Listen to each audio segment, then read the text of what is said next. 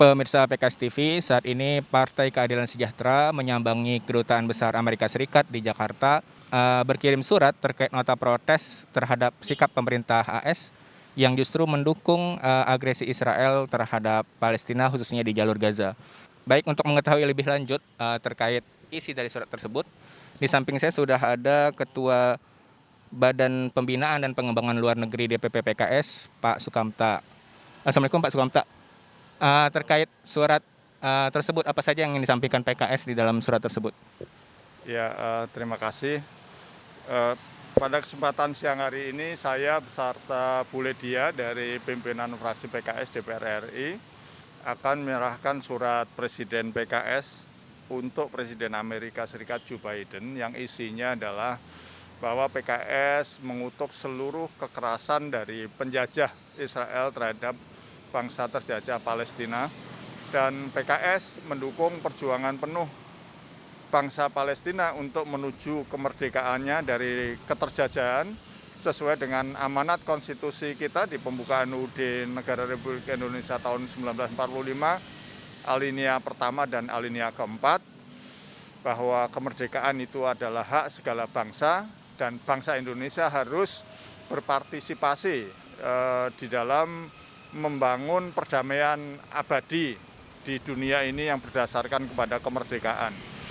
Yang berikutnya, kita tahu bahwa Presiden Amerika Joe Biden sikapnya sangat sepihak ya, juga diikuti oleh perwakilan Amerika di PBB, di Dewan Keamanan, yang mengatakan akan memveto apa saja yang dikaitkan dengan sanksi terhadap Israel atau seruan pada Israel. Tentu sikap ini sikap yang tidak sesuai dengan semangat perdamaian abadi dan anti penjajahan dan semangat Amerika, roh Amerika untuk menjunjung hak asasi manusia.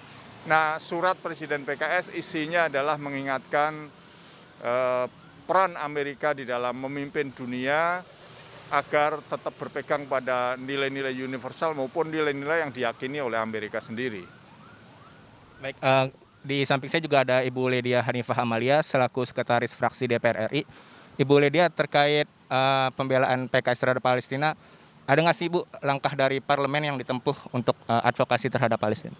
Ya, pertama kita memiliki Kaukus Palestina ya, yang juga grup kerjasama bilateral Palestina, yang ketuanya salah satu anggota dari fraksi PKS, Pak Syahrul Aidi Mazat. Kemudian ketua fraksi PKS DPR RI dan juga sejumlah anggota DPR RI dari fraksi PKS sudah menyampaikan kepada Kementerian Luar Negeri, dan kita juga sebenarnya sudah cukup mengapresiasi, tetapi kita juga tetap mengendorse agar lebih proaktif lagi ya Kementerian Luar Negeri kita.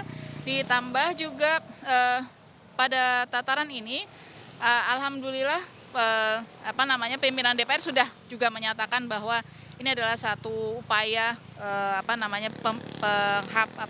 genocide ya, pemberangusan terhadap bangsa Palestina, karenanya itu tidak boleh dilakukan, harus segera dihentikan.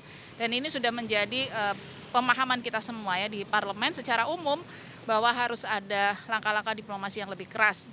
Karenanya juga sebagai partai dan sebagai fraksi di DPR RI kita mendorong. Bagaimanapun juga kita tahu bahwa dari sisi kemanusiaan saja ini sudah menjadi crime against humanity. Kenapa? Karena yang menjadi korban ini masyarakat sipil dan tidak bisa dijadikan sebuah alasan pembelaan diri. Masa pembelaan diri harus dengan strike dengan senjata-senjata militer. Tentu bukan satu hal yang pembelaan yang benar yang seperti itu. Justru kita berharap bahwa karena korbannya lebih banyak korban sipil, ini adalah crime against humanity, maka harus ada tindakan yang cukup tegas terhadap Israel yang telah melakukan hal-hal yang jelas-jelas bertentangan dengan sisi kemanusiaan kita dan juga bertentangan dengan hak asasi bangsa Palestina itu sendiri. Terima kasih Pak Sukamta dan Ibu Ledia. Demikian laporan dari depan Kedutaan Besar Amerika Serikat, Arya dan Abdul melaporkan.